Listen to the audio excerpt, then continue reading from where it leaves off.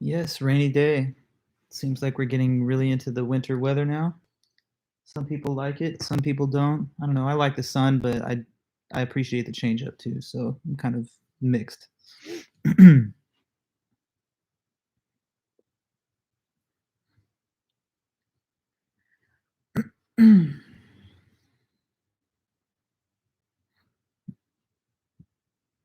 Okay, guys. Well, it's now 12:45, so one way or the other, I'm going to start this meeting now. We'll get everything rolling. Welcome back, guys. I'm glad to see you again and to be with you on our last class lecture. Of course, Thursday is the final day, but that's just when you're going to take your final exam. So this is the last time we'll have a little bit of an interaction across Zoom or YouTube, depending on your preferred platform. So as I have done lately, I'm running both streams at the same time. And basically, we're going to finish off, if we can, the remaining topics on the study guide that we were going through last Thursday. So what I'll start off with is sharing my screen here. Then we can display the study guide for everybody, and we'll go over as many of the topics as we can. Today, it's also kind of a nice change up for me anyway, because I'm not at the office. I'm actually at my house. This is the other institutions have already finished their weekly meetings, and so I don't have to go anywhere to be in an office. So I'm just hanging out at the pad, able to help you with the second part of the review session today. So that's relaxing for me anyway. Okay, I'm going to share the screen, and we'll get into this piece by piece. So 1 second. Okay.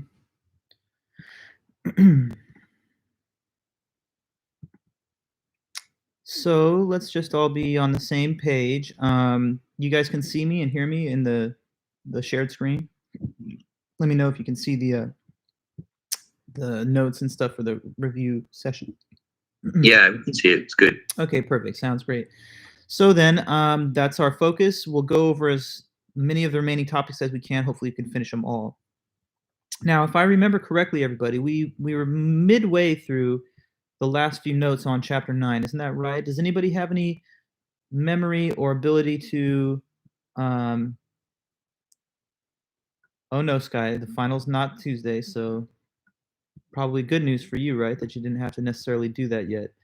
But the last page, we're on number 21. Okay, we'll pick up right from there. Sorry, but I just had this, like, I wanted to move this thing. Now I seem unable to do it. Oh no, there we go. Okay, got it. Yes, good news for everybody. Sorry, I'm just trying to get my screen organized the way I would like. And for this guy, just a slight bit down. Okay, I think this is all, well, nah. Let's stay. Okay, now I think we're good. Okay, sorry about it, Kay. I'm sure that you'll be able to get on to the right connection. If you can't, then you can watch the replay later, but do your best. I know that on a rainy day, sometimes it can be a little bit spotty, but no worries on my end. So, okay, let's go into the topics here. 21, the founders of utilitarianism. So there were two main forefathers of the utilitarian ethical system. Anybody know the name of at least one of those men? People who created utilitarian ethics. Okay, so one is named John. Yes, the full name would be nice. John Stuart Mill. Correct. He lived from 1806 to 1873. British philosopher, political economist, and statesman. Right? He wrote about utilitarianism. There's one other guy. If you don't know, maybe I'll mention him, but does anybody know the other man's name? He's a slight predecessor to Mill in history. But he also started the discussions of utilitarian ethics. You don't know? Okay, I'll tell you. It's Jeremy Bentham, and you'll see mentioning of him in the book as well. Very colorful character, academic philosopher of the 17 and 1800s. So he started the discussions of utilitarianism, but then Mill kind of cleaned it up, refined it, and made it more presentable after him. Okay, now, next, Immanuel Kant. Kant, the great German philosopher of the 18th century. He lived from 1724 to 1804, and he is the founder of Kantianism, Kantian ethics, which says act from a sense of duty to uphold the moral law. Now, the moral law, according to Kant, is revealed by what's called the categorical imperative. So when we use our reason to consider what the moral law is, he thinks the categorical imperative is the principle that reason leads us to. And there are two versions of the categorical imperative. Who could tell me at least one version of it? It says to always act in a certain way, or alternatively, to never act in a certain different way. Let's see who can give me a basic statement of this categorical imperative concept. How should we always act? According to Kant, if we want to be good people, Kant says that we should always act in what ways? Gabriel, live like your actions are moral law. What if everyone did this? Okay, good. That's a fair way to put it. His own statement of it is a little more technical sounding, but it's the basic same idea. He says only act on maxims that could be universal laws. So only take actions that it would be possible for everybody to do as well. So if you're going to act in a certain way and it would break down or become impossible if everyone did it, then that's wrong for you to do also. So say, for example, that you were not going to pay for the subway when you take a ride on it. You just take a free ride. The free rider is one case, but imagine if 100% of people took a free ride, therefore nobody pays. In that case, the system would not have any funding, and then it would have to be shut down. So the system would not exist if everybody did as the one free rider is doing, and that's how you know it's wrong. So Kant says to you, when you're considering what to do, ask yourself what it would be like if everybody did the same thing. And if it's not possible or not desirable for all to do it, then it's wrong for you to do it too. There's a second version of the categorical imperative too, guys, which is a little bit more simple to say. And the second version just says to never treat a human being as a means to an end, but always treat human beings as though they're ends in themselves.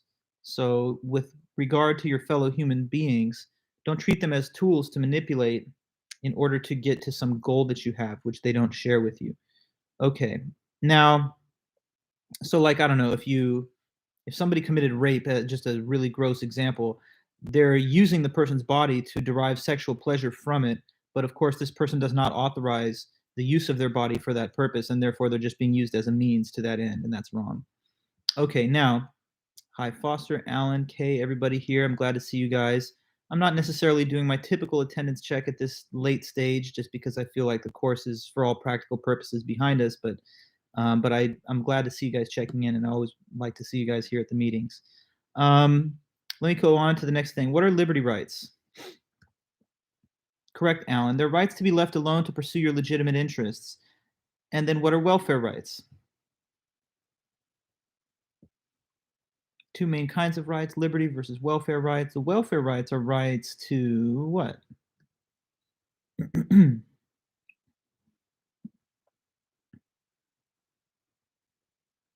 If you know the liberty rights, then I'm sure you would know the welfare rights because it's in a similar part of the section. You say rights given to you by others. That's not exactly the proper definition, Gabriel. It's about being given something, but given what? You're not being specific enough. Alan, that's right. Rights to be given certain essential goods if you can't provide them for yourself. Okay, correct. So if I have a right to drinking water, would that be a welfare right or a liberty right? If I say a human being has a right to drinking water, is this a welfare or a liberty right? It's a welfare right, yes, because it would require me to be provided with something essential for my survival if I'm not otherwise able to attain it. What would be a right to freedom of speech? A liberty right or a welfare right? It's a liberty right because the freedom of speech does not mean I'm given anything, but rather that I'm not supposed to be prevented from utilizing my speech if I wish. So the liberty rights are rights to not be interfered with, like don't tread on me or whatever. And the welfare rights are rights to be receiving stuff that you need, which you're not in some cases able to get for your own. So if healthcare is like a human right that people say we have, then that would be a welfare right because it requires the provision of healthcare if you're not able to attain it on your own. Or say, I don't know, education. If you're not able to achieve or pay for a private education, then we have to institute a public system because we think people are entitled to that since it's an essential part of the human condition to be educated. Will be a right to Let's see here. A right to bear arms, a liberty or a welfare right?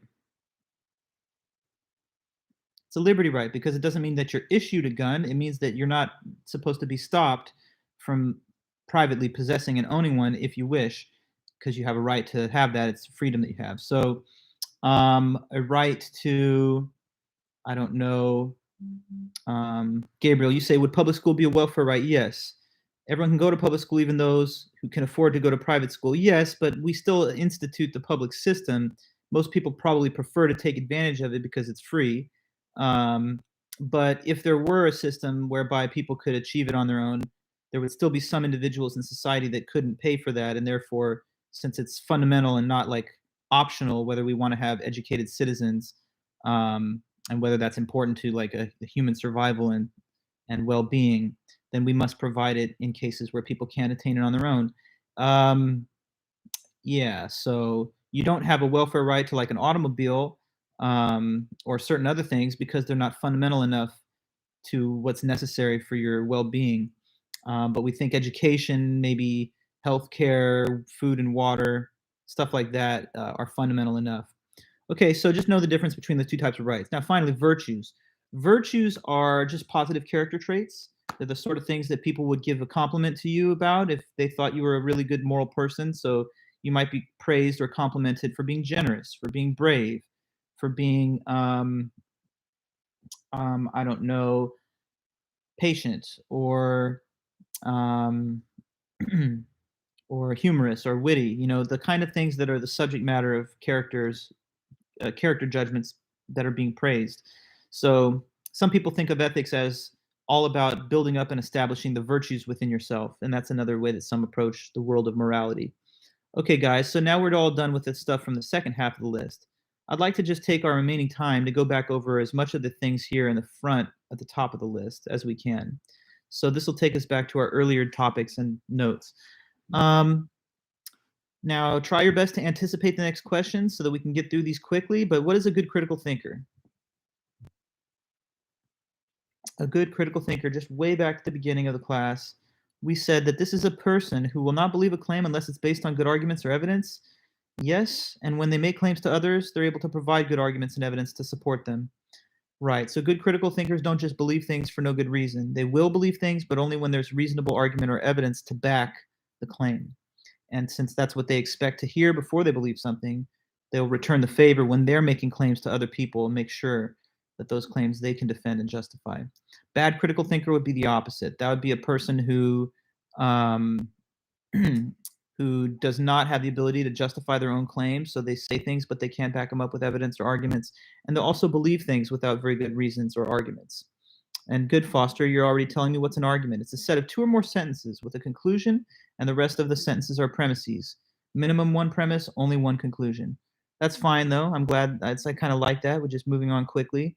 And that is what the definition of an argument is. An argument is trying to defend a claim with reasons. You're trying to show that this claim is true. That's the conclusion. And then you have these premises. What's the role of the premises in the argument? That's part of the next question. The premises serve to do what? We say the conclusion is the statement you're trying to prove true, and the premises are the evidence that supports the conclusion. That's right, yes. Now, Gabriel, I see your question here in the YouTube. Must virtues work in the moral dimension? Being funny is not a moral question. Yes, in the classic literature, the virtues have a little bit more to do with moral aptitudes. I say wit only because it's sometimes thought to be a positive character trait. In the classic work of Aristotle, he says that there's a virtue of excess. Sorry, there's a virtue which is in the middle, and then there's a vice of excess and a vice of deficiency. So like when it comes to money, the vice of excess would be wastefulness, the vice of deficiency would be stingy, and the virtue is the mean between the two, which he calls generosity. So, I mean, if you want a little more detail about virtues, they usually work in the moral dimension, but they're considered to be something intermediate between two opposite extremes. Like the brave person is intermediate between a foolish person who hastily rushes into danger when it's unsafe. That's the vice of excess. And then the vice of deficiency would be a coward who's unwilling to face any danger. So the brave person faces danger in the right situations for the right reasons. So the classical discussion of virtues that goes back to the ancient works of Aristotle said that it's a moral aptitude, a disposition to behave in a way that's good, and it's something that's intermediate between two vices, one that's to be too excessive and one to be too deficient. Anyway, that's more than we need to know for this. Okay, so next, the conclusion, the claim you're trying to prove to be true, premises support the conclusion. What's the definition of truth? We're trying to show arguments to be true. Thank you, Catherine. It's when whatever the sentence says matches the facts of reality. Can you type out or say one thing that's true?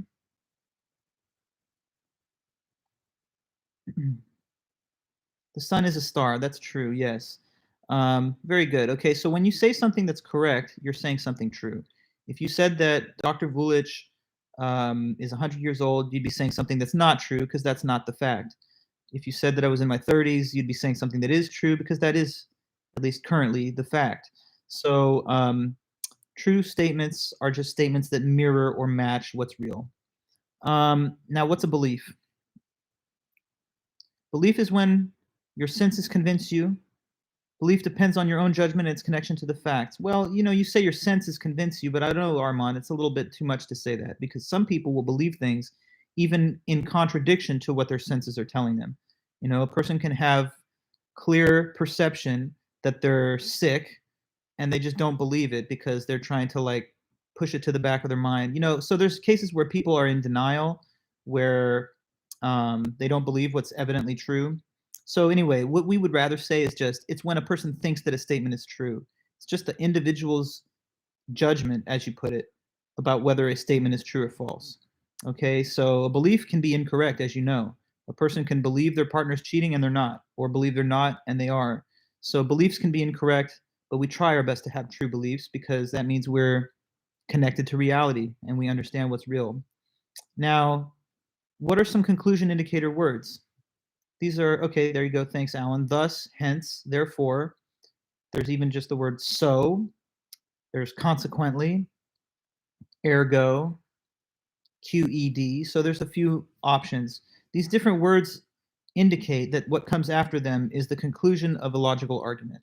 So that's when you will hear the word therefore or thus or hence, right? So like all human beings have two parents and I'm a human being. So hence, I have two parents, or thus, or therefore, whatever the case is. What are some premise indicator words then?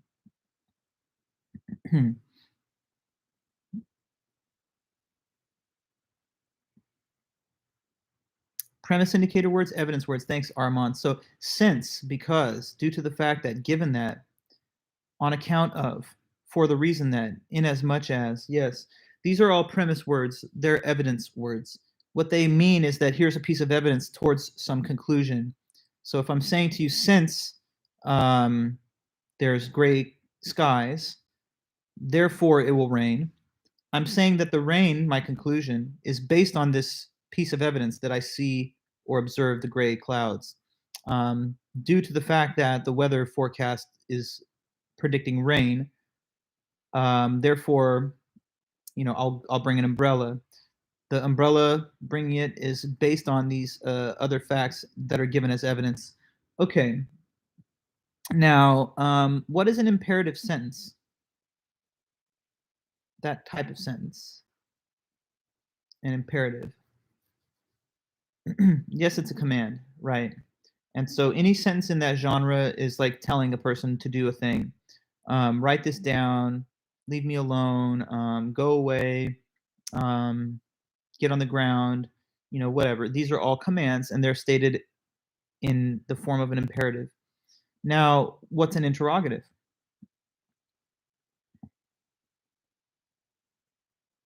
It is a question. Give me an imperative sentence would be a nice meta example of an imperative, Gabriel, correct? What would be an example of an interrogative, though? Now we're asking about questions. What is an interrogative? Yes, very clever. That itself is an interrogative because it ends with a question mark. So anything that is stated as a question is in the realm of interrogatives. What day is it? What is your birthday? Where is the bathroom? How many fingers am I holding up? How many planets are in the solar system? These are all questions, as would be the question, what is an interrogative? Thanks. Okay, so What's an assertion, or sometimes called an assertoric sentence? That is just any statement which is either true or false. So to produce a statement which has a truth value. If I tell you that California is a part of Russia, that's an assertion, but it's just false. If I tell you California is part of the United States, it's another assertion, but it's true. So we can make claims to people which match the reality, and in that case, we make a true assertion. Or we can make claims that don't have any match to reality, and then it would be a false assertion. This is an assertoric statement. Yes, that's a good one, Gabriel. How about this one? This sentence is false. What's the truth value of that one? It's a paradox. It's called the liar paradox. It's mentioned in a paradox of the liar because you ask the liar, are you lying? And they say no. Well, what's the truth value of that? But yeah, this sentence is false is a funny assertion, because if it's true, then it's not true. And if it's false, then it is true. So in a way, that's like a paradox claim to say that you're saying something false. Anyway, I don't want to throw your head off too much with that, because we just need to know about normal examples. So like, I have 2 cats, true. I have 3 dogs, not true. So, one's a fact, one's not. They're both assertions, though. Okay. A person can make an assertion to the effect that they, in a job interview setting, they could say something false about their work history, or they could say something true, but both would be claims that would either match or not match the reality. Okay. Yes, Girdle would like to know my location. Very deep in the weeds of those interesting topics, but let's keep moving as we need to. So now I'm asking you, what's a deductively valid argument? What's the concept of a deductively valid argument? Thanks, Dawson. If all the premises are true, then the conclusion must be true also. Yes. So if it's deductively valid, then if the premises were true, they would guarantee that the conclusion also is. Like, for example, say that you're born in the 2000s, right? Like the first decade of this current century, the aughts, as some call them. So I'm going to state 2 premises, and then you'll see how a conclusion is just a given if they're both true. So like Jones was born in the 2000s. Today it is 2021. So Jones is less than 22 years old. Now, that conclusion, isn't it necessarily true if the premises are? Yes, if those premises are true, say a person was born in the first decade. I'm giving that example because I feel like maybe it's relatable to some of you, given just the fact that this is a introductory class in college. Many of you probably have been born in that decade. So suppose that someone was born between 2000 and 2010, speaking today in 2021, therefore they're not yet 22, or they're younger than 30, or you could change the number, but the conclusion has to follow, right? Because nobody that was born in the 2000s is 22 yet, because we haven't passed 22 years since the first day of the 2000s decade. Okay, anyway, so next, the question is sound argument. What makes an argument sound? To be sound, what's the extra thing?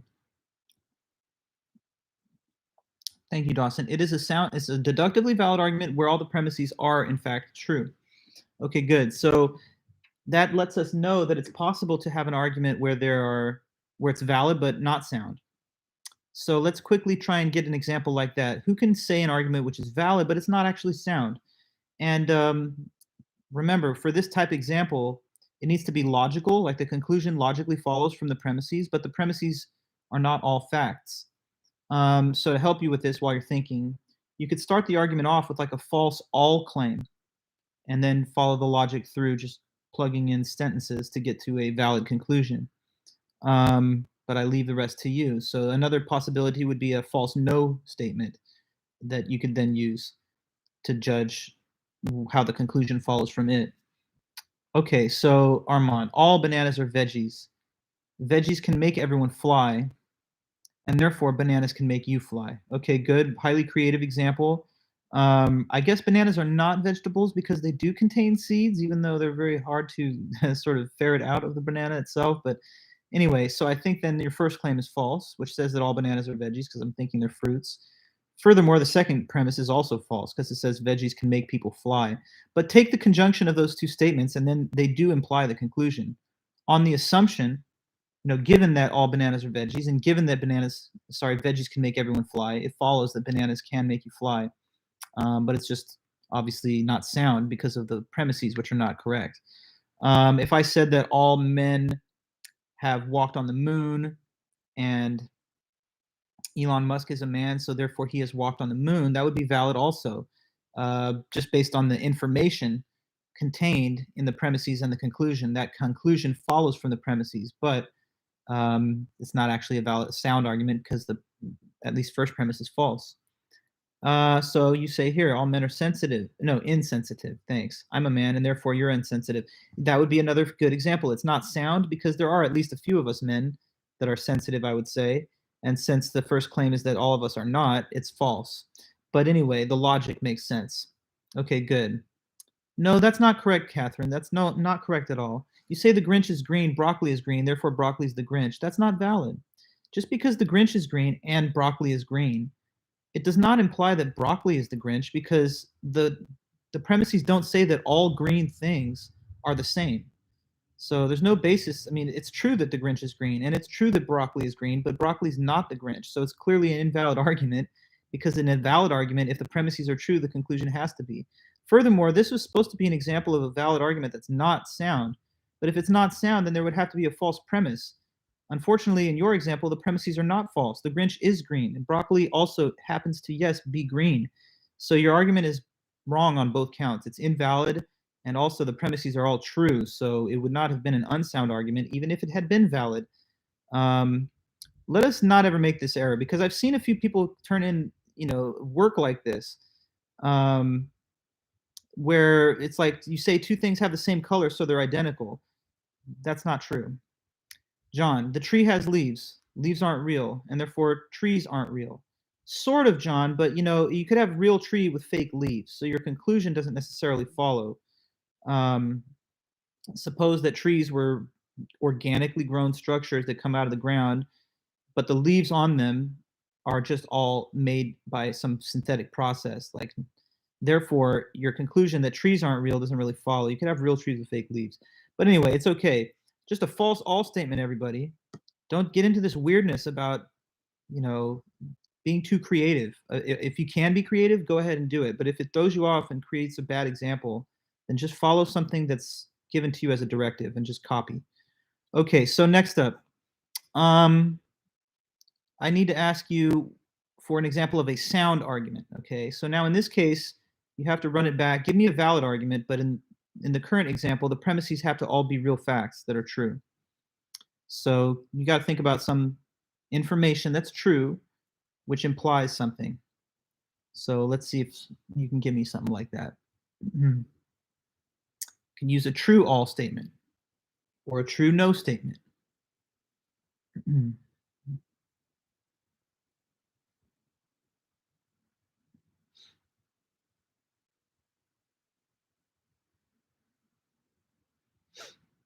All stars will eventually die. Armand, the sun is a star, and the sun will eventually die.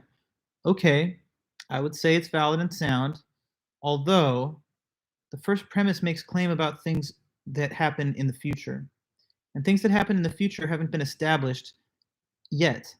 So for this to be a true claim, we would have to have metaphysical insight into the permanence of our physical laws, including the concept of entropy. And that's more inductively based. Okay, so Gabriel, I attend class every Tuesday. Today's Tuesday, therefore I'm attending class. Same problem, Gabriel. I think both of you guys also know that that's not correct. Because as much as it has the form of a valid-looking argument, we can't say it's sound, first of all, because every Tuesday includes Tuesdays in the future and in the past before you were born. So for you to actually say what is true, you'd have to say, I have attended class every Tuesday between a certain range of dates, and that does not imply anything. So that's not correct either. Inductively speaking, I might predict that you're likely to attend the next class, but if this is sound, then the first premise you make is not precisely worded for it to be a sound statement. So Can we get a straightforward example so that all of our students will know something that they can refer to? Or not. You know what? No, we're not going to do it. If you don't want to write one, that's fine, because we need to keep moving. But I'm not going to supply one for you. And I think you have plenty of examples that are also in the material that we've learned and in the book. So um, there's just an infinite number of sound arguments. Why would it be hard to come up with one that's sound than one that's unsound? I mean, unsound arguments require you to say like all men can fly or all pigs are, purple or something, which are outlandish and weird. This should be straightforward and normal. So like all human beings have two parents. Blah blah blah. So and so is a human being. He has two parents. Or no human being has visited Neptune. And just give something simple like that. But anyway, I'm going to move on to the next. So what's an inductively strong argument?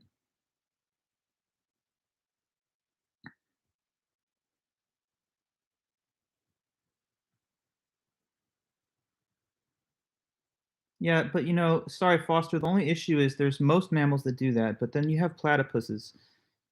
Platypus does lay eggs, so there's like a rare exception to the rule that mammals don't lay eggs. I wish we would get something where I can't have an exception or something weird, but it's based on your choices. So anyway, let's go ahead then. What's an inductively strong argument? What does it mean? Yes, if you accept the premises, the conclusion is probably true. So if the premises are true, then the conclusion is likely, but it's not 100% certain. Okay, good. So let's hear an inductively strong argument, which you guys seem to have wanted to talk about before. Going to mess everyone's head up, but it's okay. What's an inductively strong argument example?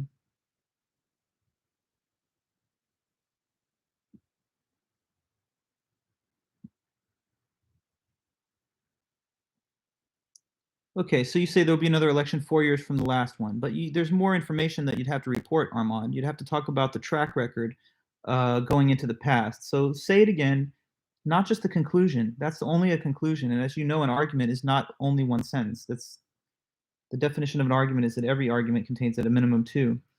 Okay, Gabriel, I attend class every Tuesday. Today's Tuesday. I'm probably attending class today. Yes, but once again,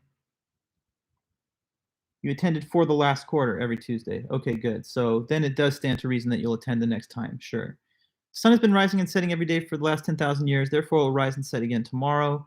Okay, good. A textbook example. That's fair.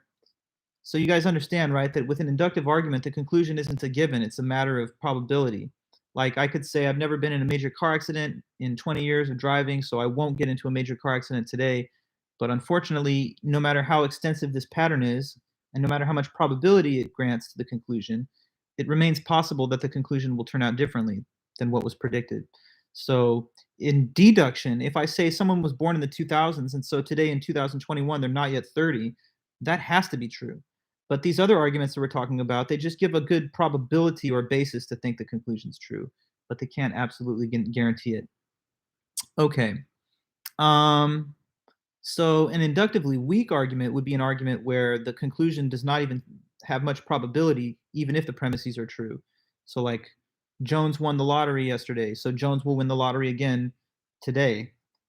Since there's such low odds that a person will even win the lottery once, we cannot use that as a good inductive premise to conclude that it's going to happen right away again.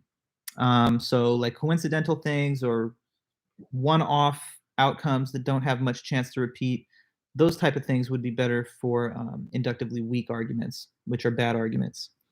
Okay, now what is a disjunctive syllogism? What's the form of the disjunctive syllogism? There's 4 types of deductively valid argument forms that we learned. So what would be the first of these? Disjunctive syllogism.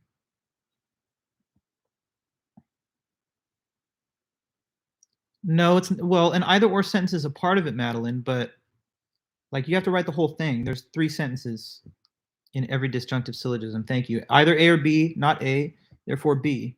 That's right. And so what's called the disjunction is just the first sentence, either A or B. A disjunctive syllogism is the combination of all 3 of these statements put together. Now, with a disjunction, you basically have 2 possibilities, one or the other. The second statement rules one of them out. And so then the other one remains as the only possibility. So if my friend is either in terminal 1 or terminal 2 at the airport, but terminal 1 is now closed. I know, therefore, that he's in terminal 2. If my mom is either going to make like pizza or tacos for dinner, but we're all out of, I don't know, cheese, then I guess you could have cheese in the tacos too, but maybe I'll say we're all out of taco shells, then it's going to be pizza tonight because we only had 2 dinner options and one's been eliminated. So my friend will arrive by car or subway, but the subway's closed, therefore he'll arrive by car. Yes. So that's how the disjunctive syllogism works. They sometimes call it argument from elimination. You have 2 possible cases. One is eliminated, therefore the other alternative is the conclusion. It could also follow the structure either A or B, not B, therefore A. So there's 2 ways that it can play out, depending on which disjunctive gets eliminated there. Now, how's modus ponens look? What's modus ponens? Just need to see the form that it has first. So the 3 of these different hypothetical syllogisms. No, sorry, Kay, it's not right. That's a different one, so no. What is modus ponens? Yes, Alan and Foster. If A, then B. A, and so therefore B. The form is that you have a conditional, and then we affirm the antecedent, which is the A part, the if part, and then the conclusion is simply the consequent. So it's very elementary reasoning. One thing leads to another, and so if the first thing happens, then so does the second one afterwards or because of it. Or one thing implies another. And so if the first thing is true, that shows us that the second is true. Oh yeah, not to worry, Kay, I know. So like what could be an example of a specific modus ponens argument? Like, so I'll say something while you're typing or thinking of your own example, but like, I don't know, if I go out in the cold, then I will get sick. I went out in the cold and therefore I got sick. Gabriel, if it rains today, I won't go for a run. It's raining, so you won't go for a run. That sounds fair. If I get cut, then I will bleed, and I did get cut, and therefore I bled. So all these examples, it's very simple. If something happens, it causes another thing to then happen. So from the fact that the first one occurs, we can conclude that the second one does too. If Jonah takes a nap, he won't be tired. Okay, no, Cynthia, look. No. Look at what you're writing there. Jonah's tired. How does Jonah is tired correspond to the form that you see here? If A, then B, A, therefore B. What you're talking about, Cynthia, is modus tollens, but one thing at a time, because we're still working with modus ponens. And I've seen only one correct example from Gabriel Shoeen in the YouTube chat. Can we get a correct example over here in the Zoom chat? Because we've had 2 different people write modus tollens, and it's like I said no twice.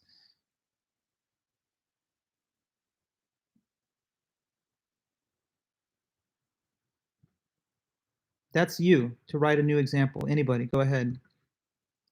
I mean, you could use the one that you already gave, just make it correct. So you have to affirm A. If today's Tuesday, then John will go to work. Today is Tuesday, therefore John will go to work. Clear enough. That's good. And Cynthia, in your case, if Jonah takes a nap, then he won't be tired. Jonah takes a nap, and therefore he's not tired. The not being tired is what follows from taking the nap. Okay, if I write a good modus ponens example, Dr. Village will give me praise. I wrote a good modus ponens example, and therefore Dr. Village will give me praise. Yes, that's correct, and it is sound. Okay, good. Now let's ask what's modus tollens, everybody, because everyone seems to think only of modus tollens. Modus ponens is different than modus tollens. Okay, Alan, if A, then B, not B, therefore not A. Now, Cynthia, this matches the example that you would have given for this concept. If A, then B, not B, because you can see how not B is the reverse of him saying he won't be tired, so he is tired. That's the reversal of the B part that comes after then, the word then. It's the B part that's negated in modus tollens. So let me give you the explanation. With modus tollens, one thing leads to another.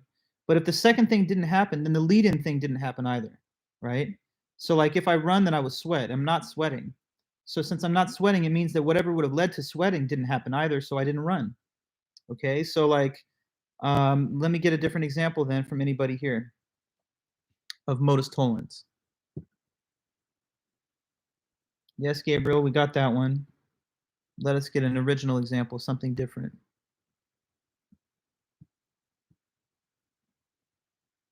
Yes, no, it's okay. I understand there's a little time lag. It's fine.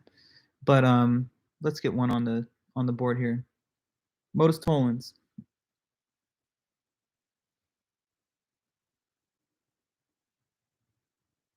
Okay. If it rains, then I'll drive to school. Wait, that's weird though, Foster. Why would you drive to school if it rains? But anyway, because you can't take the bus or something? I would have thought if it rains, you wouldn't drive to school. It's just the statement itself is kind of strange. Okay, so if it rains, then you'll drive to school because you don't want to walk? Ah, I got you. Perfect now. If it rains, you'll drive to school. I didn't drive to school, so it didn't rain. Makes sense.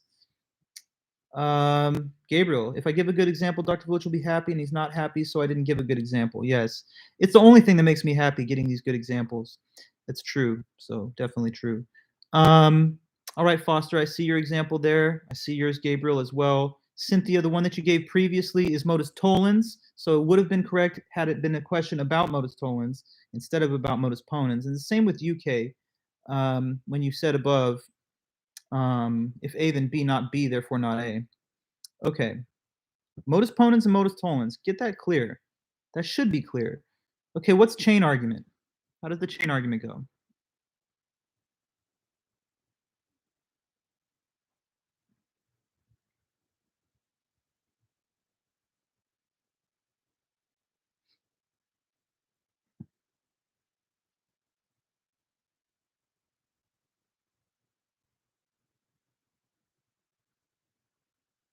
Oh, did you hear me? Chain argument? Yeah, I want the definition or an example or just anything. So, Gabriel, you say if A then B, if B then C, A then C.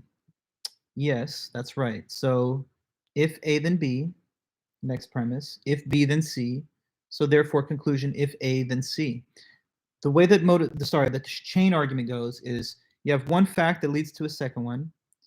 The second thing leads to a third thing. And so, of course, therefore, if the first event happens, it leads down the line to the last thing in the sequence. So go ahead and let's hear another example of this. How about Gabriel, Armand? Don't answer. Let us have another student in the class try to answer this question. Go ahead and give me an example of the chain argument.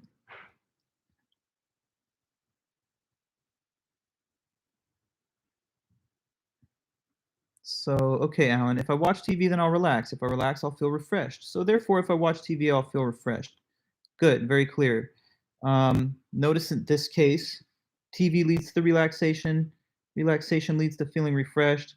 It seems like your creativity kind of stalled out though once you got to relaxed, because refreshed and relaxed, I mean, what's the real difference? But it's fine. Yes, so that's a good example.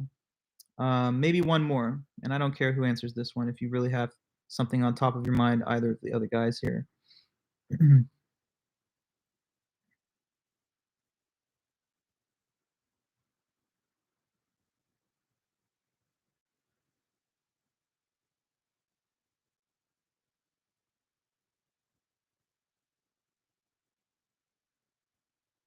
It's wasting time. You got to write something so we can move on. But you know, it's part of your job to write some of these questions out and the answers that I'm asking you for.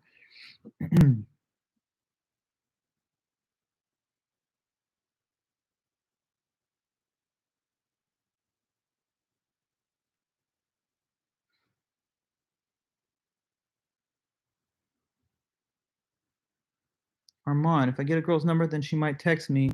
Ha, if she texts me, I can talk to her. If I talk to her, she might end up liking me. Therefore, if I get a girl's number, then she might end up liking me. Sure. Following closely from the text example. If I buy food, I'll eat. If I eat, I'll be full. Therefore, if I buy food, I'll be full. That's fair. If I write a good example, I'll be ready for the test. If I'm ready for the test, I'll pass. If I pass, wait, sorry. Therefore, giving a good example will let me pass the class. Yeah, but you know, you first of all, you say if I pass, it's a sentence fragment. There's nothing then after that. And then the other thing is, you should just keep it in the same written form of if then in your conclusion, because I know you say that giving a good example will let me pass the class, but that should be written as if I give a good example, then I will pass the class. Yeah. Okay, good. Thanks, everybody. So now let's keep moving to the next thing, which is what is the standard form of an argument, and how is an argument supposed to look on the page, basically, um, in the written way that it's displayed, or visually how it's supposed to look? Where does the conclusion go? Okay, so you've written the schema itself, um, but can you say in words what you're doing there instead of just reporting, the actual form? Tell me, like you're saying it to someone in words. Well, not, I mean, like, tell the person, premise one, premise two, conclusion. Yeah, I know that's what P1, P2, and C stand for. But please tell it like you're telling a child how to put this thing together. Where does the conclusion go?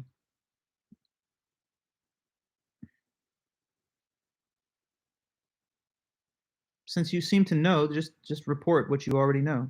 The conclusion goes at the bottom, yes. And above the conclusion, we list all the premises. The premises have to be listed, though, separate from each other, so they can't all occur on the same horizontal line. You have to say that. You have to say the conclusion goes at bottom, separated from the premises which are listed above it, and usually there's a horizontal line that divides the premise and the conclusion. So when you're writing arguments, if you write them on the test and stuff, display them in standard form. Make sure that it's written in the proper way, which you're showing us here. Okay, good. Now there's a whole bunch of questions in chapter 1. What's the Milgram experiment? Yes, that's right, Armand. Thank you. Let's not be too minimalist. When you have to explain things, be maximalist. That's what I always tell everybody. So anyway, in some of these further questions, we'll have to be a little bit more brief. But in general, when you're answering things, try to be as detailed as possible. So anyway, it's the Milgram experiment. On the final exam, I won't insist on the line, Alan, but I do want it to be in standard form. So at a minimum, the conclusion has to be below, and the premises have to be stated in a list. So it can't be that premise 1 and 2 are on the same horizontal line. If there's two premises, the second one should be below the first one, and the conclusion should be below the premises altogether. Yes. Okay. No problem. Thank you for that. The Milgram experiment is which one? Oh, no, I know, Gabriel. You're doing your best. But you could be a little faster because the last group got through everything, so we should be able to pick up the pace a bit. Okay, Milgram. They ask two people to voluntarily play the teacher and student. Teacher gives a list of words. If the students get the answer wrong, the teacher shocks him, but it is seeing how far the man will go just because he's told it's for the experiment. It must shock the other man playing the student. Most did continue because although they thought the man was being seriously injured, they felt they had no choice, even though they wanted to stop. Good. That's all proper, and that's correct. So it's not Milgram. I know it's probably just autocorrect, but Stanley Milgram, he wanted to see how obedient the average Joe person is. So he placed people in this kind of setting where they would have to give um, questions to a learner. The learner was supposed to memorize word pairs. Whenever they got an answer wrong, the teacher was directed to give them a shock and to increase the voltage of the shock with each new wrong answer. But most people did give all the shocks, even though what they were being asked to do was clearly wrong. The shocks weren't real, but the teacher thought they were, and it was a study on obedience. Most people are obedient. Critical thinkers, though, were better able to resist and to show reasons to not comply. The Zimbardo Stanford Prison Experiment. This is the one involving yes, thanks, Foster. So students were placed in the role of either guard or prisoner. Guards abused their powers, tortured the prisoners, had to be shut down after 6 days instead of 2 weeks, which was the design. Most Americans, or at least many, will uncritically follow the commands of authority. Ordinary people will commit atrocities where they think they have support for their behavior. Yes. Okay, so that was the fake prison experiment, and the other one was the fake shocks. 3 stages of cognitive development. Dualism, relativism, commitment. Right. So dualism, the first, when you think that truth is all black and white and authority figures know everything, so you just listen to them, not think for yourself. Relativism, the second stage, when you think that truth is all just relative and personal opinion based, so they should all be treated equally. The third level, commitment. Now you think that you can come to your own conclusions, commit to your own views based on reason and the best available evidence. So you neither think that there's just relative truth, you think there's real truth, but also you don't think that you have to just defer to others, but that you could be a relative expert yourself. What's confirmation bias?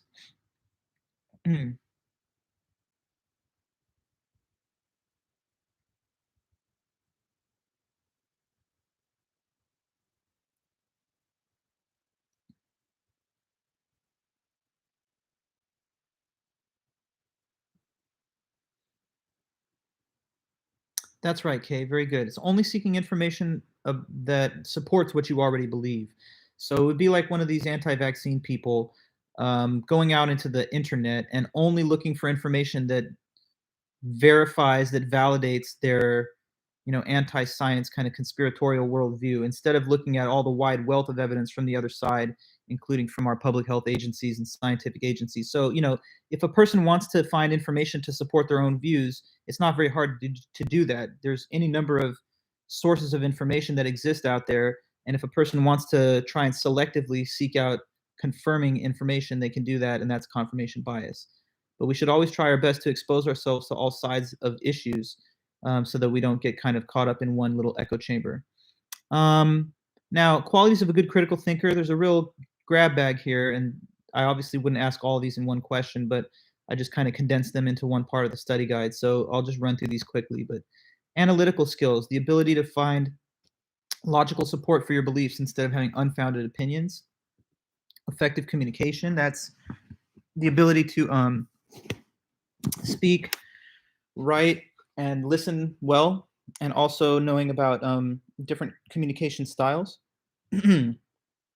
Inquiry skills, that's the ability to gather, collect, and present information for the purposes of research. Distinguishing reliable and unreliable sources, correct. Flexibility, the ability to change your mind or plans if needed, and to be open to conflicting ideas, yes. There's open-minded skepticism, not believing something unless it can be proven beyond a reasonable doubt, but yet keeping an open mind until then, not being credulous, that's correct. The method of doubt. This is when you will not believe something unless it can, the method of doubt is to assume what? It's to assume to be false anything that could possibly be doubted. And Descartes, the classic French philosopher, he talked about this. He thought that it was the best way to determine what's certain. And with his method of doubt, he doubted all kinds of things, including whether or not our five senses are even attached to reality, because maybe we're dreaming. But in everyday life, we probably wouldn't go to those extremes of doubt, but nonetheless, it's still good to have a healthy skepticism about you. Collaborative learning, the ability to work well with others, to find shared solutions to common problems.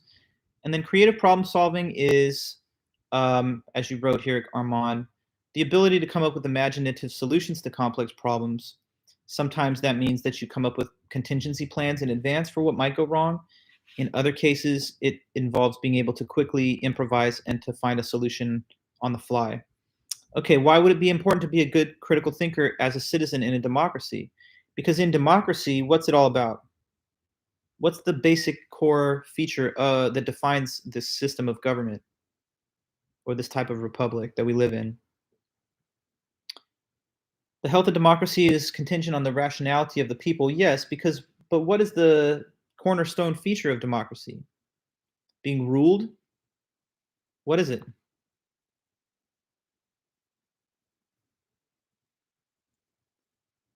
Democracy.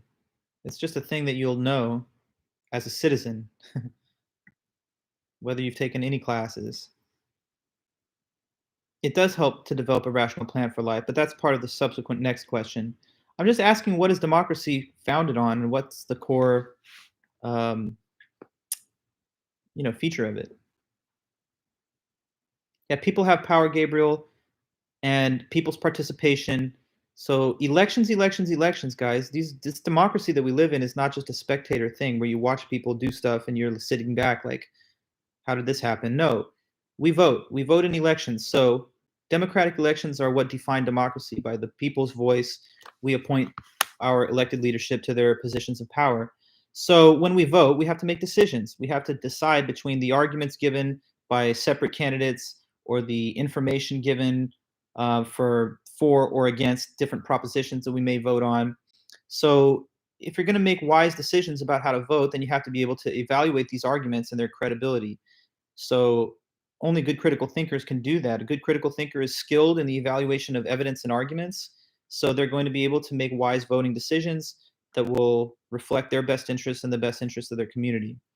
Democracy depends on a well-informed populace so that they vote in a way that can't easily be controlled by propaganda or whatever. Okay, now, so it's all about wise voting. If you're a good critical thinker, you'll make good choices as a voter and you'll participate.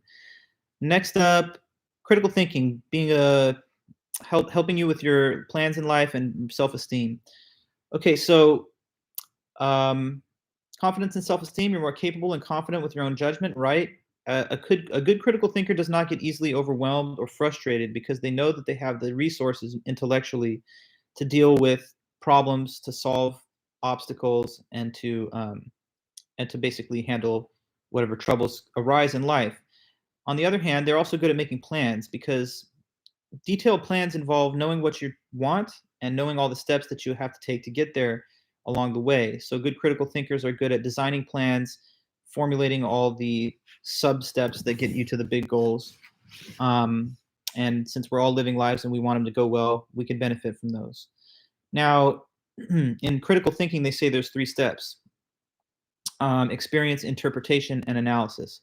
Okay, thanks, Armand. So experience, when someone tries to say what the experience or event was, but they're not yet going on to try and discover why or how it happened. So the first stage is kind of like the what of the experience, just what happened, not yet trying to evaluate the reasons behind it. But when we get to the second stage, we do that. So the interpretation stage now means you try to explain why or how the experience happened or the event. So you go from just saying, my relationship ended, to now, why though did it happen? What's the basic reasons why?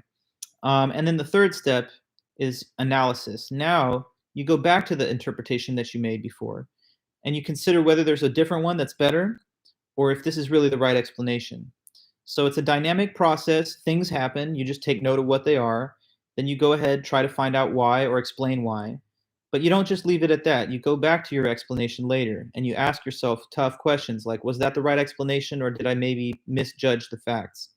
By doing this, we hope to come up with the right analysis to understand the things that happen to us so that we can be better prepared in life for whatever may come next. Okay, now,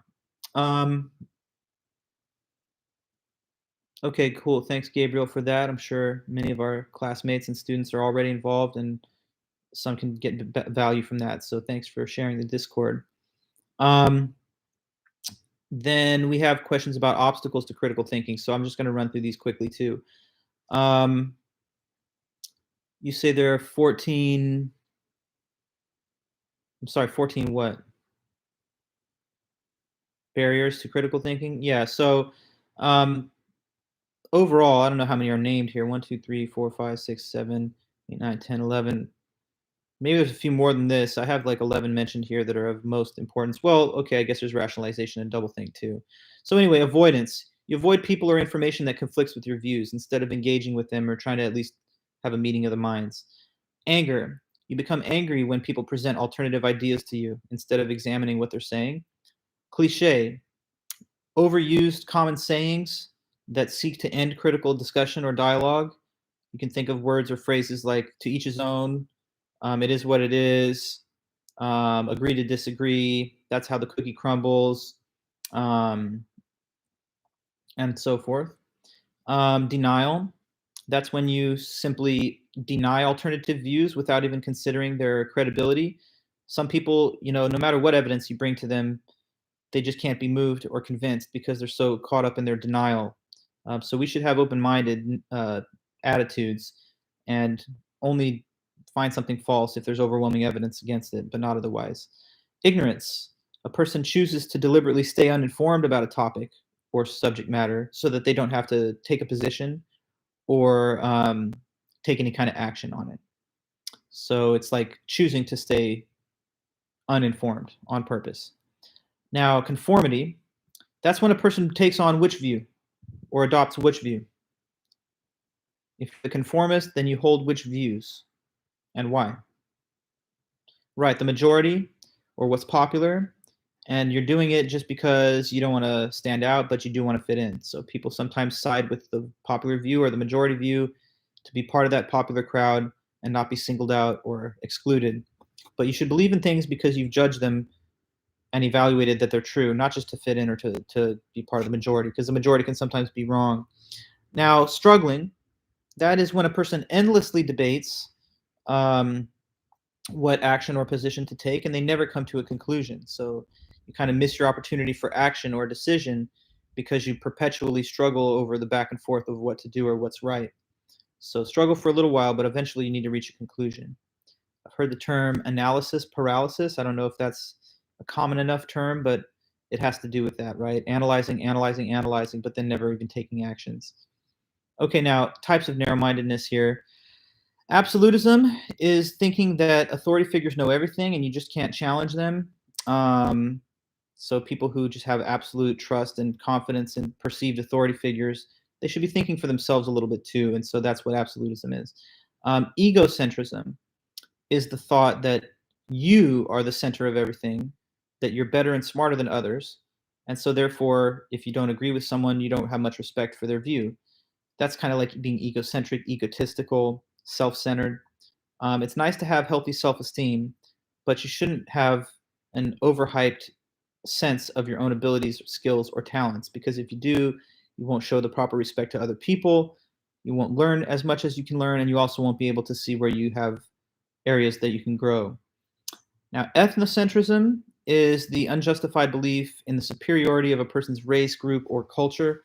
So if there's anyone out there who thinks because of their race or their culture or their nationality or whatever, or their religion, that somehow that makes them superior, or people who are in that group are superior to others, this is false, unscientific, and it really tears away at the bonds of society. So we should try to have respect for people who are different from us, because there will always be people who are not the same. And anthropocentrism is the view that only human beings really matter and non-human animals and the environment don't matter as much.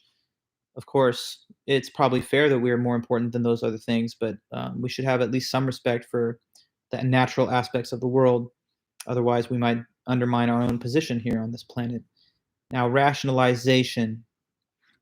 Rationalization is when you do something without thinking critically, and then later on, after the fact, you try to come up with a reasonable sounding explanation for it. So, like making an impulsive purchase, someone questioning you why you did that when you're trying to save money, and you justifying it by saying, well, everyone needs, mental health day. So, if I didn't buy this nice item for myself, I might have made myself less productive than I otherwise were by buying it. But now this is just an ex post facto justification dreamed up afterwards once someone is called to account to give an explanation why. And then what's doublethink? Let me know. This one's easy to explain. Just pausing for a minute to get some feedback from you. The doublethink.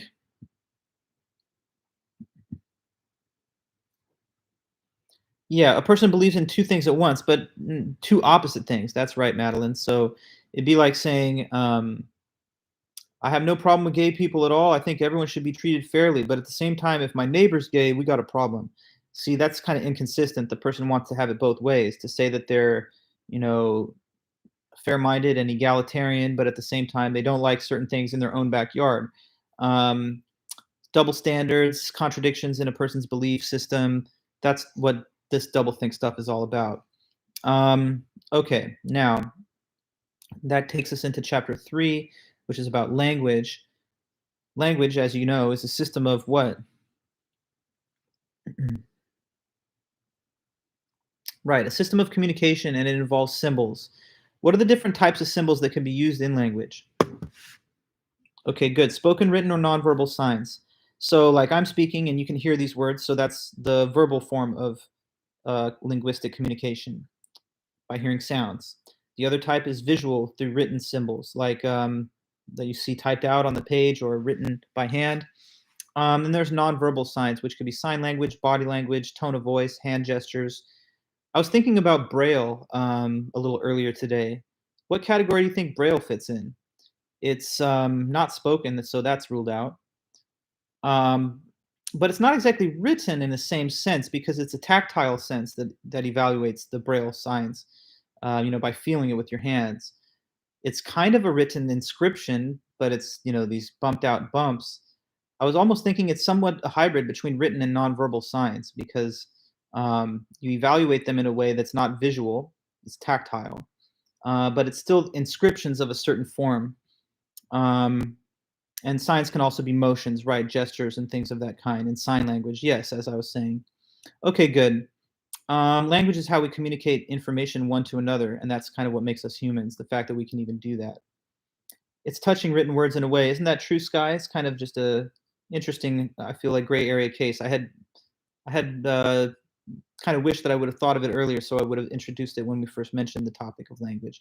Anyway, though, different functions of language. Okay, so sometimes language is used just to inform. That's the informative function. Like if I tell you that the final is on Thursday, that's just information for you.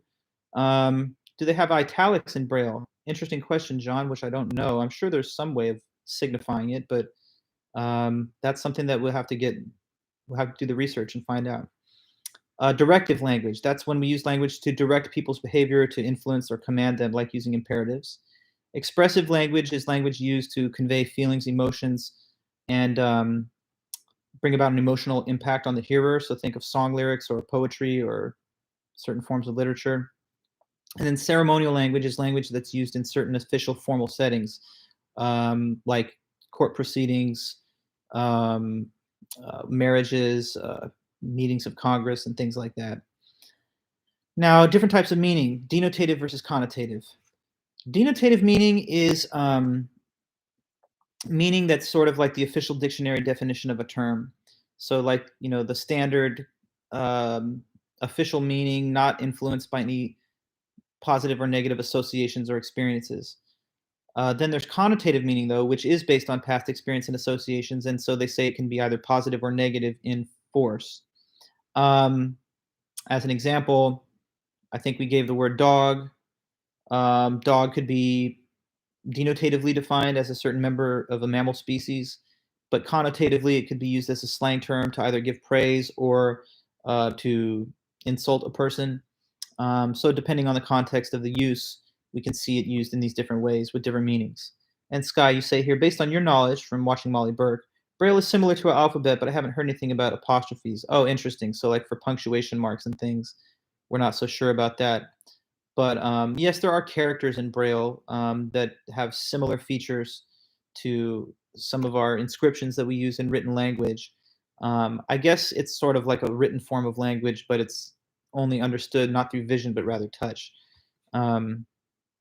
Interesting. Okay. Well, a stipulative definition. These are definitions that are given to which type of words in our language? Let me know.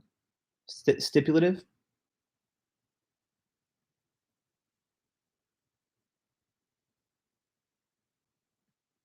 We assign meaning to new terms that emerge in the language. That's right, Foster. So if we're talking about your great-grandparents, there's so many technological and cultural changes that have happened, even in our own lifetimes in this current generation, there would have not been any words to express many of these concepts. So anything having to do with computing or the internet or data storage in a digital format, that would have not made sense to people living in 1900. So good, stipulative definition. Now, theoretical definition, those are definitions for scientific terms. So, for example, like, I don't know, force, acceleration, gravity, entropy. You'll find those terms defined and explained in science textbooks and in science courses. Operational definition, okay. These are definitions that are given to new terms, sorry, not to new terms, I'm repeating myself. No, operational definitions are when we use a threshold or a boundary to create a common standard in language, okay, to create standardization in the use of terms. So can anybody think of a term that's defined in that way, where there's sort of like a threshold above which the term does or doesn't apply? There you go, Kay, thank you. So adulthood could be 17 years, or sorry, I meant to say 18 years is the limit of years before you're considered an adult. We could have made it higher or lower, but we have to have one common standard. The poverty line. The federal or state government issues an annual amount of income, which you can compare your income against to see whether or not you qualify as being in poverty or not. And we operationally define that as well. Obesity would be another one. If we look at BMI metrics, there's a certain point value where they say above that value, a person is clinically obese. Okay, now, persuasive definition. It's a definition that's used to try and convince somebody to accept one's point of view. So they're like biased, skewed. A lot of times they attempt to prevent us from coming to our own conclusions. So we should treat them with skepticism. But like if somebody told you, yeah, capitalism is just theft, then they're trying to tell you it's bad, and that's not a normal definition. It's not a denotative definition, but a persuasive one. On the other hand, if they said, like, socialism is fascism or something, then they would not be giving you a definition of the word that allows you to evaluate the meaning on your own, but instead trying to get you to form a negative judgment against it. So just tried to balance the examples with a persuasive definition someone on the left might give versus one that someone on the right might give. Meat is murder, another case. I don't know. Okay, so 5 criteria for evaluating a definition. Let's try to list some of these things out there. So if it's a good definition, it should be neither blank nor blank. What?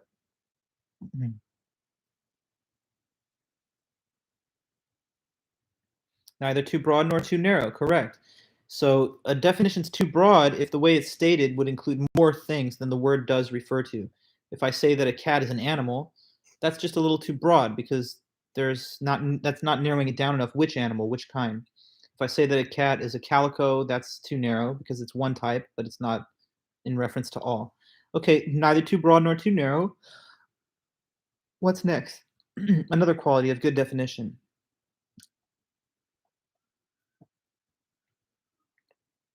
You'll see it in the same section of notes there, or just in your memory,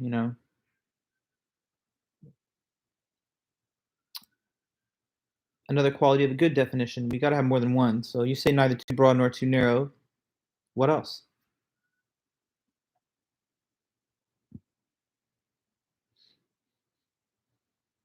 Okay, good. States all the essential attributes.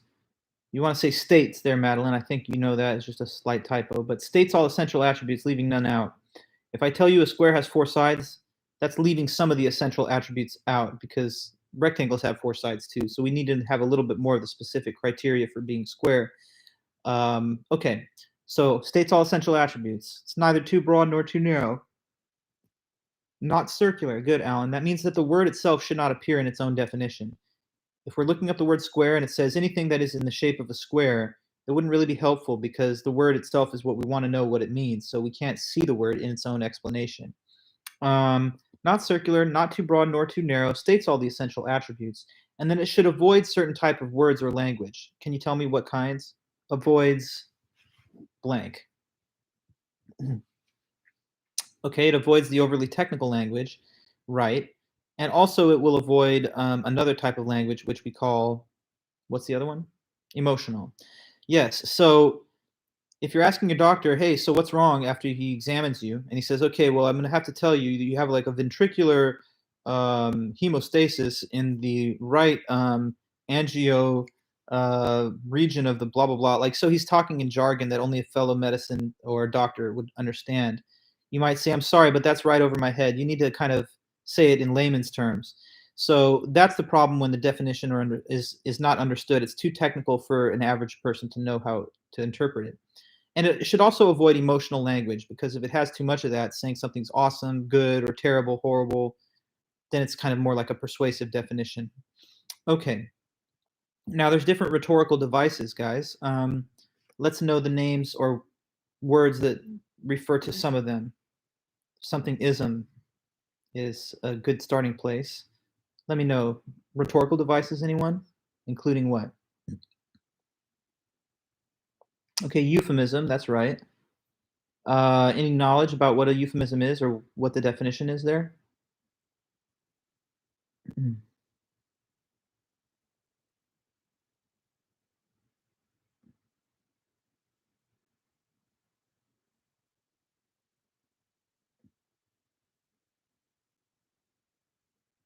Sorry, I'm asking the definition of a euphemism. Good, replacing a negative or a neutral sounding term with a positive one. So, someone's not dead, they passed away. Let's see. Someone didn't get in a major car accident, they got in a fender bender. This person, let's see, is not unemployed, they're in between jobs, so making it sound a little better with the use of language. Now, the opposite of a euphemism is what they call a what? You got the reverse for me?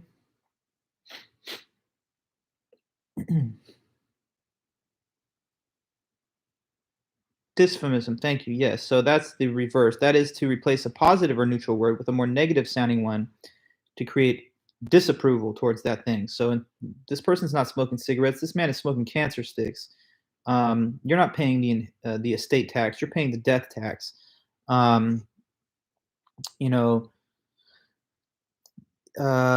Let's see. You're not pro-choice. You're anti-life. Stuff like that. So taking something and making it sound worse. Okay, now there's also hyperbole, which is easy enough. That's just using exaggeration or overstatement to go beyond the facts, like saying, "Oh, I literally died when the professor called on me," or something. That would be a hyperbole. There's also sarcasm. That's like the use of irony, taunting, or ridicule to make fun of someone or to deflect critical thought. So someone drops something, you're like, "Wow, smooth move, man." Like it's not a compliment. It's intended as a sarcastic comment about how clumsy and awkward they were. But we do that all the time, but we shouldn't overdo it, because sometimes if you become too habitually attached to using sarcasm, then you'll use it as a weak excuse when you're trying to wiggle out of something that you actually did mean. People won't know when you're really serious or not. Okay, and then finally there's deception. There could be active or passive deception. So with active deception, you're saying something false on purpose to try and mislead people. So it's providing false information. With passive deception, it's not providing false information, but it's concealing things that you don't want people to know. So it's deceptive, but it's by omitting facts. So I can imagine someone going on like a first date and lying about their past, saying they've done all these amazing things they've never done. That would be active deception. Another possibility would be they're on that date and they're not saying about all these terrible experiences they've had in past relationships because they don't want them to know about it. So in the one case, they're deceiving actively, in the other case, passively. Or in a job interview, you say false information about your work history, or you could conceal from the job interview team unpleasant and embarrassing facts about the past work history. Okay, now 4 communication styles. Can anyone just tell me the names of these? Sometimes people communicate in a style that we call what? Okay, there's aggressive, yes. Aside from that, we have got passive. Or beyond those two, there's assertive. And then the fourth one would be passive aggressive, yes. So an aggressive communicator just wants to get their way no matter what. That's their only MO. So they want to get their way no matter what, even if what they end up saying or doing hurts people's feelings, abuses them, causes damage to their relationships. So aggressive communication is one option, but it has some drawbacks. Passive communication is the reverse. That's a person who hates confrontation and conflict so much that they would be willing to kind of just be a pushover type. So they hate confrontation and conflict, and they usually will give up their position if they see that there's any resistance. So they back down very easily. And then you have the assertive communicator, which is a nice middle ground, kind of a nice home base. The assertive communicator, they won't hold back. They will tell you what they want or need, but they'll do it in a way that's calm, that's confident, and that's sensitive enough. And so also with this assertive communicator, they're willing to hold back. They know when it's time to sort of draw lines if they think they're going too far and maybe hurting the person's feelings or damaging the relationship. So they want to say openly and honestly what they need or want in a calm way without hurting people's feelings. And then the passive aggressive type is a blend of the first two. So on the one hand, like the aggressive person, they want to get their way, but they're also so passive that they don't want to just come right out and tell you what they want. So instead, they start to use these indirect methods of manipulation to try and get their point across without having to say it directly. Okay, now we have a set of topics for the chapter 4. There's 18 questions that are listed here. Not a lot of time left, but I'm just going to go through them lightning round and let me help you with it a little bit. Knowledge is a justified true belief. Truth, belief, we've defined those. Justification, what is it? Can you tell me quickly? Because knowledge is a JTB. It's a justified true belief. It is a belief that is true but also justified. We know that truth is when the sentence matches the world. We know that belief is when you think that a sentence is true. I'm just asking you to follow with me on what's justification really quick. It's having good evidence and reason to support your belief. That's right. Thank you. Now, there's different views on where most of the knowledge is coming from. That's okay, Alan, thank you. Rationalism says most of our knowledge comes from reason, ideas, and pure abstract thought. So think of the knowledge that you have when you're doing math, or when you're doing just trigonometry, or when you're doing just pure geometry. That's not investigating anything physical. It's just thinking about abstract ideas of number and shape. Empiricism is a different view, which says most of our knowledge comes from the five senses and observation. So they would prioritize the things that we can see, taste, touch, hear, and smell, like how we know dinosaurs existed because we've literally dug up their bones and we've, examined them physically. That's not the same thing as doing like learning about the Pythagorean theorem by just considering facts about what a triangle is in the abstract. Okay, in my view, both are important, but they are sort of different schools of thought that emphasize the value of one kind of knowledge over another. Now, what's evidence? Evidence is just anything that can prove or disprove a claim. So it'd be the sort of thing that you'd provide in court, perhaps, to convict or to exonerate a person, or just in everyday life, the sort of thing you might have to give to a professor to show that you were sick, or in a relationship to show that you weren't cheating. I don't know. Now, what are some reliable sources of evidence? So in general, we have a big four that we can rely on, or that we have to. One is direct experience, seeing it or witnessing it yourself somehow. Another would be testimony, not being there, but hearing from somebody who relays the information to you, either in speech or in writing. A third case would be memory, which really just sort of preserves the things in the mind that you've seen or that you've heard in the past. And then the other one would be inference, when you draw a conclusion from some other related facts. So say there was a fire, right? Direct experience would be I saw the fire and I was like smelling it and viewing it, and therefore I know it happened because I perceived it. Another case would be I wasn't there, but someone told me about it. That would be testimony. I didn't perceive it directly, but I heard from another person, so that's my evidence. Now, in either of those first two cases, you can have a memory of either receiving the testimony or seeing the fire. And in another possible case, you can see, let's say, a fire engine going around with a siren on, and you might infer from that there has been a fire, even though you didn't witness it, nor did you hear testimony. Or if there's like a missing box, someone could have seen the box stolen from someone's porch. That would be perception. Another case could be they heard someone tell them that they stole it, so that's testimony. Or they could remember either of those two things, or maybe they just see footprints in the snow leading up to where the box would have been, and then footprints going away. That would be enough for them to infer to the case of a thief, even if they hadn't seen one or heard testimony about it. Okay, now, false memory, simple. A person thinks something happened, but it didn't happen. So a person thinks they have a memory of an event that either didn't happen or didn't happen the way they remembered, which can happen. Unfortunately, our memories are not perfect. Qualities to assess the quality of an expert's testimony. So if you're hearing from some so-called expert, what are 4 words that we will use to evaluate how credible they are? Let me hear that from somebody here. Take a look at the person's blank, blank, blank, or blank. What? Education, yes. Followed by experience, thank you. And then we've got accomplishments, and there's also reputation, yes. So education, how much education, where did they get it, and what was their subject of study? Experience, how much time have they spent working in the field professionally with their education? Reputation, how are they viewed by other people in the field that are their peers and colleagues? And then accomplishments, do they have any awards, titles, or honors that give further evidence of how credible they are? Okay, now, 2 bad sources of evidence that are not so great to rely on are anecdote and hearsay. Anecdotal evidence is evidence, but it just comes from one person's personal experience, and that's why it's not the most reliable. Sometimes it's biased or skewed. Like if a person said, hey, I know someone had COVID and they didn't get that sick at all, so it's not so dangerous. But it's anecdotal evidence based on one person's account, and therefore you have to look at a more widespread source of evidence than just that. Hearsay is evidence that's come to you after it's already gone through a number of other people along the way. So it's kind of second, third, fourth-hand information. And oftentimes that kind of information can change on the way to getting to you. CRAP test, 5 points that help you evaluate the accuracy or the credibility of information. So C, currency, how recent is it?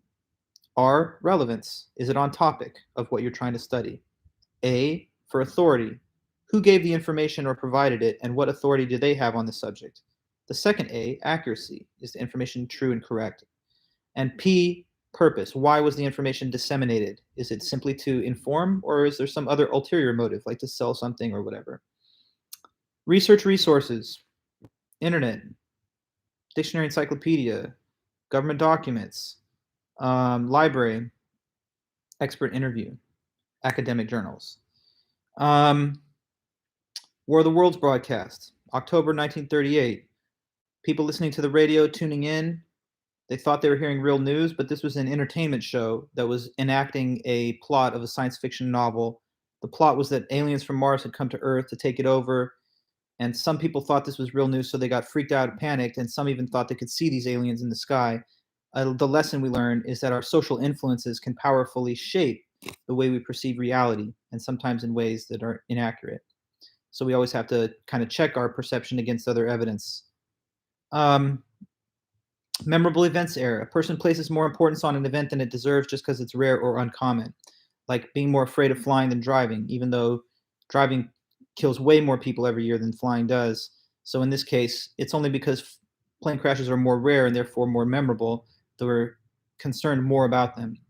As a person who just survived a pretty tough crash, I was thinking a lot about how much more dangerous it is to drive than fly. Okay, misperception of random data. A person thinks they see order or a pattern in something, which is really just random. Like sometimes people have these visual illusions, like they think it's almost like an artist has drawn something in the clouds or whatever. Probability error. When you miscalculate the probability of an event by a significant margin. Gambler's fallacy could be one example of that. Self-fulfilling prophecy. You expect something to happen so much so that you end up behaving in certain ways that causes the event to happen, like expecting a breakup, withdrawing from the relationship emotionally, therefore causing the breakup. Expecting to do poor in a class, therefore not giving your best effort, and therefore causing the poor performance that you thought would happen. So don't rope yourself into negative outcomes unless you have good evidence that it's likely to happen. Otherwise, the expectation itself could cause it to happen. One of us, one of them error. Dividing people into groups of us and them, and then showing less respect to those that we put in the other category of them. That could be done along race, gender, religion, nationality, etc., socioeconomic status, educational attainment, or whatever. We've got to respect people that are in different groups from us because we're not all the same and we never will be. So that's what we learned there. Phenomenon called diffusion of responsibility. Okay, what's this? In a group setting, no individual feels too much obligation to act, and because of that, nobody does anything. It could be in a class where someone says, "Who knows the answer to this question?" Everyone waits for some other student to answer. It could be in an emergency, someone's choking and everyone's like waiting for someone to perform CPR, even though multiple people could have done it.